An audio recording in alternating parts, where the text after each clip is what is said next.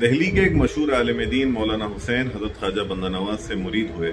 مرید ہونے پر آپ کے بھانجے داماد نے اپنی بے عقیدگی کا اظہار کرتے ہوئے فرمایا ہے کہ آپ اتنے بڑے عالم تھے، آپ کو سید محمد حسینی کے مرید ہونے کی کیا ضرورت تھی؟ جس پر مولانا حسین نے ارشاد فرمایا ہے کہ تم نے سید کو دیکھا ہی نہیں ہے، اور اگر تم سید محمد حسینی کو دیکھ لیتے تو جانتے کہ وہ چیز کیا ہے۔ جس پر آپ کے بھانجے داماد نے پھر ارشاد فرمایا کہ چلیے کل چلتے ہیں اور دیکھتے ہیں کہ حضرت محمد حسینی چیز کیا ہے، اور انہوں نے ایک شرط رکھی کہ میں ان کے سامنے سر نہیں جھکاؤں گا۔ اگلے روز وہ دونوں حضرت خواجہ بندہ نواز کی خانقاہ میں حاضر ہوئے۔ حاضر ہونے کے بعد جس طرح مولانا حسین خواجہ بندہ نواز کی قدم بوسی کیے، ان کے بھانجے داماد نے بھی ان کی قدم بوسی کی اور ایک کونے میں بیٹھ گئے۔ اس کے بعد انہوں نے دیکھا کہ حضرت خواجہ بندہ نواز ایک چوکی پر جلوہ افروز تھے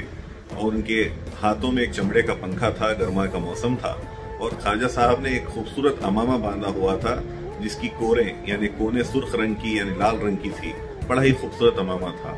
انہوں نے دل ہی دل میں سوچا اگر یہ شخص صاحب نعمت ہے تو یہ عمامہ اور یہ پنکھا مجھے عنایت فرما دے گا۔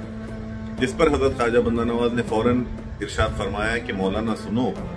بغداد میں ایک بازیگر تھا جو ایک گدھے کو بازار میں لاتا اور لوگوں کے سامنے کہتا کہ کوئی شخص کسی دوسرے شخص کی کوئی چیز چرا لے اور میرا گدھا اسے پہچان لے گا۔ یوں ہی ہوتا کہ ایک شخص دوسرے شخص کی کوئی چیز چھپا لیتا، وہ گدھا جس کی آنکھوں پہ پٹیاں باندھی ہوتی وہ گھومتا گھومتا اس چور کے پاس جاتا اور اس کے چور کے کپڑوں کو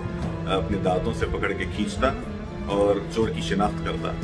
جس پر حضرت خواجہ بندہ نواز نے فرمایا کہ آج کا اتنا مشکل وقت آ چکا ہے کہ اگر کوئی شخص اپنی کرامتوں کا اظہار کرے